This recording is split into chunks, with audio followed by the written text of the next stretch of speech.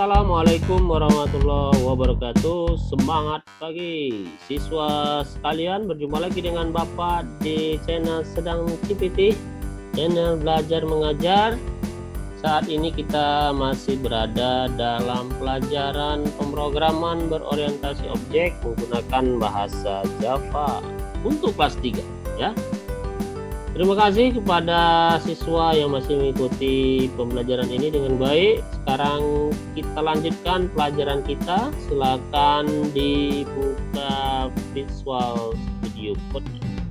Oke, Bapak sudah ada di Visual Studio Code. Ini adalah materi kita pada pelajaran atau video sebelumnya ya, yaitu sebuah metode yang dieksekusi pertama kali saat sebuah objek dibuat. Oke. Kita akan lanjutkan materi kita hari ini adalah metode.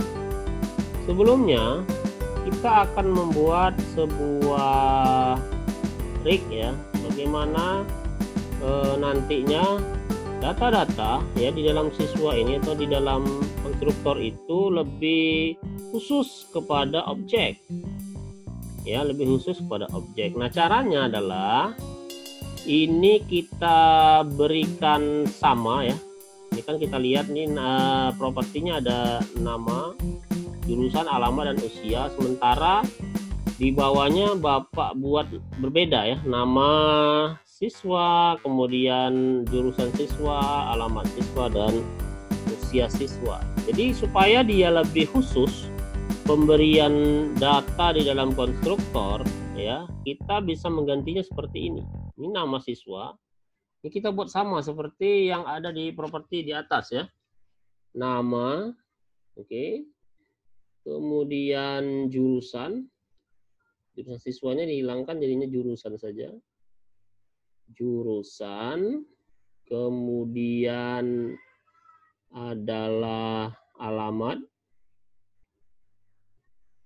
Lalu di sini adalah usia. Oke, usia. Lalu di sini kita tambahkan yaitu kita berikan kata this. Ya, this nama, lalu kita ambil nama yang atas. This nama sama dengan nama. Nama, kemudian this jurusan. This jurusan sama dengan jurusan. Jurusan, kemudian this alamat. This alamat sama dengan alamat.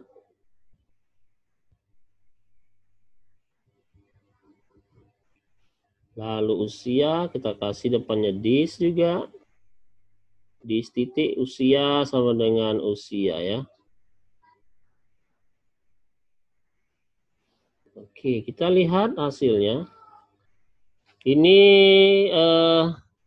isi di dalam konstruktor ya, yaitu mencetak nantinya ada nama, jurusan, alamat, dan usia. Kemudian kita kemarin punya dua objek ya.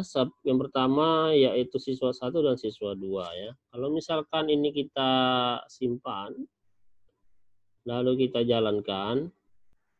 Ya, setelah kita jalankan hasilnya sama ya, seperti pada video kita sebelumnya.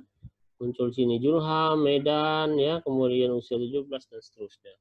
Hasilnya sama ya. Nah, pemberian kata this di sini maksudnya adalah this itu adalah menunjuk kepada objek ya, objek. Jadi kalau misalkan diberikan this kemudian berada pada objek pertama, maka this di sini adalah siswa 1. Ya, misalkan gini ya, ini Bapak hilangkan. Misalkan ini Bapak hilangkan ya. Bapak hilangkan. Nah, ini yang disebut dengan this. Ya, ini adalah this. Siswa 1 ini adalah this. Kemudian nama itu adalah di sini ya. Nama di sini, kemudian this lagi, kemudian jurusan, this lagi, kemudian alamat, dan this lagi adalah usia ya. Jadi this sendiri itu menunjuk kepada objek yang kita buat. Kemudian setelah titik itu adalah data apa yang akan kita tampilkan. Baik, ini kalau kita jalankan sekali lagi ya. Simpan dulu. Kemudian kita jalankan. Maka hasilnya ini ya. Sekali lagi ini adalah dis nama, kemudian ini adalah dis jurusan, ini dis alamat, dan ini adalah dis usia. Oke, kita balik kepada topik kita yaitu method. Method itu adalah bagian yang kedua dalam sebuah kelas ya atau objek. Kelas dan objek itu sama bagian-bagiannya. Yang pertama adalah properti atau ciri-ciri yang dimiliki oleh sebuah kelas tersebut ya. Nah, contohnya seperti ini siswa, dia memiliki nama, dia memiliki jurusan, dia memiliki alamat, dan memiliki usia. Inilah ciri-ciri dari seorang atau yang berada dalam kelas siswa. Kemudian bagian kedua seperti sudah sering Bapak terangkan adalah metode. Metode itu adalah kemampuan ya dari sebuah kelas. Jadi kalau sebuah kelas itu misalkan seorang siswa ya, dia bisa ngapain saja. Itu maksudnya, itu adalah metode. Sebenarnya di sini kita sudah membuat sebuah metode. Yang mana itu? Inilah dia ya, konstruktor. Konstruktor ini adalah sebenarnya adalah metode yang mana dia akan dieksekusi pertama sekali saat sebuah objek dibuat ya. Ini juga termasuk adalah metode. Oke, kita akan bahas mengenai 4 jenis metode yang umum dipergunakan ya. Umum dipergunakan dalam PBU ini. Baik, jenis yang pertama dari metode yang akan kita bahas adalah metode yang seperti ini ya tipenya ya. Bisa dilihat di sini. Kita buat sebuah metode. Misalkan namanya adalah, jenisnya dulu ya. Jenisnya itu adalah sebuah metode yang tidak berisi argumen dan tidak memiliki return ya, tidak ada argumen atau maksudnya tidak ada nilai yang akan kita masukkan di dalamnya, kemudian dia tidak ada returnnya. Kita awali ya dengan kata void ya. Void itu maksudnya adalah dia sesuatu yang sifatnya kosong ya, tidak membutuhkan nilai balik ya, tidak dipakai seterusnya nilai ini ya. Oke, void apa? Misalkan nama metode kita adalah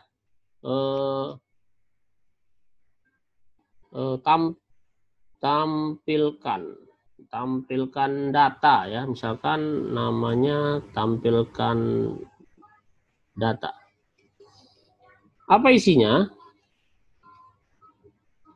Ya, metode ini isinya adalah misalkan sysout ya, system out brain line, misalkan isinya adalah nama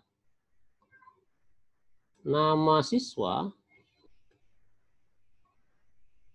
ini ya adalah, kemudian titik 2, kemudian Bapak beri tanda tambah, kita berikan tanda selanjutnya, kita ambil datanya yaitu this titik nama ya. Misalnya nama siswa ini adalah this titik nama ya. Lalu bagaimana kita memanggilnya atau memanggil metode ini? Kita bisa buatnya di sini,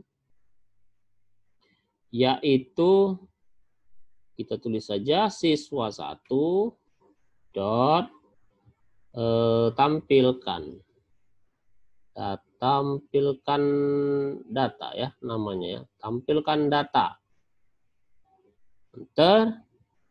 Sekarang coba kita simpan dan kita jalankan. Nah ini ya.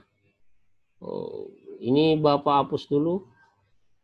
Ini nggak usah ada dulu ya. Ini kita tutup dulu tampilan yang ada di konstruktor ya. Kita hapus. Kita coba ulangi lagi.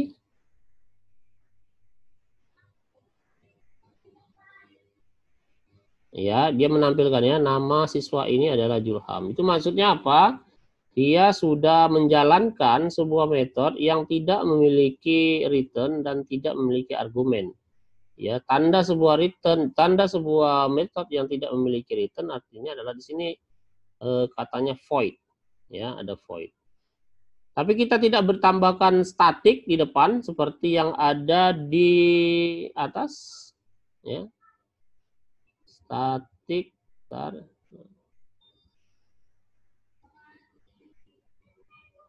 Seperti di kelas main ya. Ya, public static void itu maksudnya adalah bahwa metode ini akan kita tempelkan pada kelas ya, pada kelasnya ya, bukan pada keseluruhan. Sehingga kita tidak menambahkan kata di depannya yaitu statik ya, sehingga hanya void-nya saja. Itu jenis pertama, yaitu sebuah metode yang tidak berisi argumen. Jenis yang kedua adalah metode yang berisi argumen. Berisi argumen. Ya. Namun tidak memiliki return. Ya. Nah, bisa kita lihat.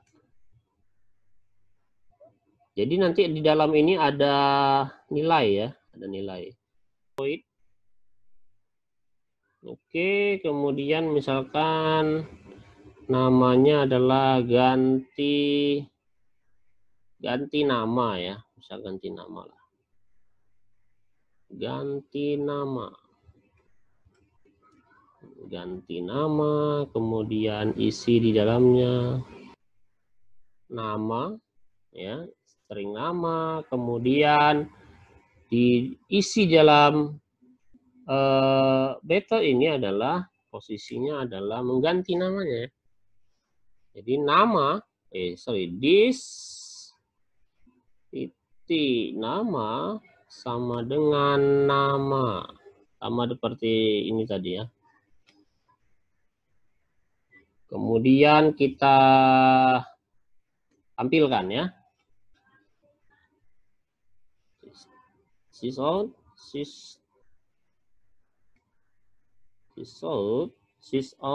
kemudian nama lagi, nama siswa ini telah diganti menjadi kemudian tambah this nama.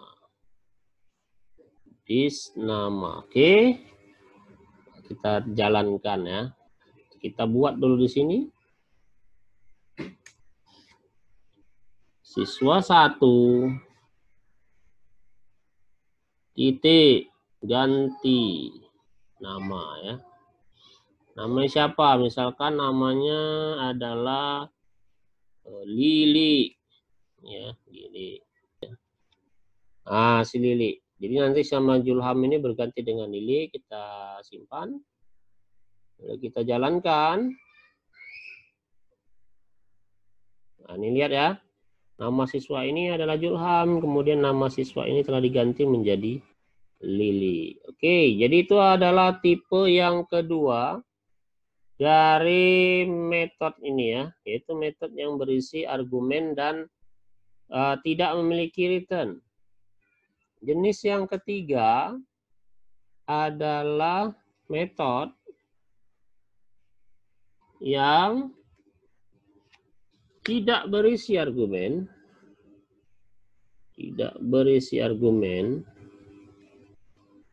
ya, dan memiliki return. Return itu maksudnya adalah nilai balik, ya, artinya bahwa nilai yang sudah kita proses itu akan dipergunakan kembali, ya.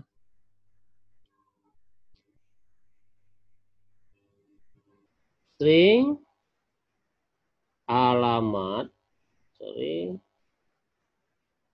ambil alamat, ya, ini nama metode kita, tidak ada argumen, kemudian return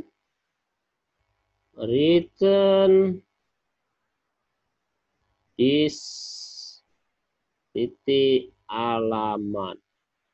Oke, seperti ini. Kemudian bisa kita panggil dengan cara seperti ini, ya, yaitu sysort, ya, sysort, kemudian siswa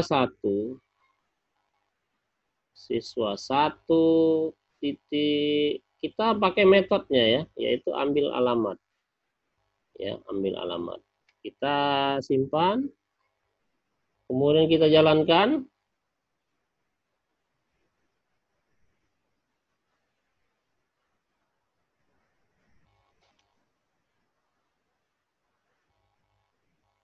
Nah, ini tadi, ya, inilah alamat yang sudah diambil, ya. Sekilas sama seperti kalau misalkan kita menuliskan siswa 1 dot alamat, ya. Tapi sebenarnya di sini kita tidak mengambil datanya langsung, tapi kita menggunakan namanya adalah metode, ya. Metodenya adalah ambil alamat. Oke, jenis yang terakhir yaitu yang keempat adalah metode yang memiliki argumen dan memiliki return, ya. Metode yang memiliki argumen dan memiliki return. Dua-duanya ada, ya. Dua-duanya ada. Misalkan string, kemudian nama metodenya misalkan salam, kemudian dalam kurung sapa. String salam, sapa, kemudian tanda kurung seperti ini. Kemudian returnnya adalah sapa, ya, artinya nilai yang dimasukkan tadi akan kita gabungkan dengan seperti ini, ya. Kamu mau kemana kamu, kemudian kita tambah dengan nama this dot nama, ya. Itu siapa? Misalkan seperti ini, kemudian kita panggil di sini, ya, yaitu ini ada titik koma.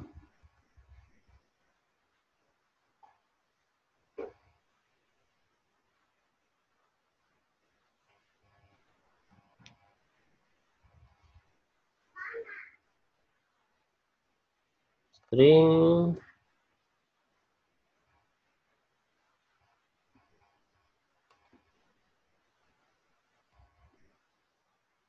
kemudian di sini sysout, ya, seperti ini. Kemudian siswa 1 dot sapa, ya, salam siswa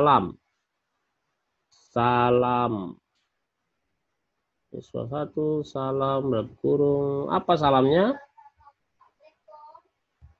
misalkan Apa kabar? Ya, seperti ini ya. Apa kabar? Kita simpan. Kemudian kita jalankan. Kurang ya. Kemudian ini kita tambahkan. Kita simpan. Dan kita coba jalankan lagi. Ya, ini ya. Apa kabarmu? Itu berada pada sini ya. Apa kabar? Kemudian ini Bapak tambah ya. Ya, kita lihat lagi.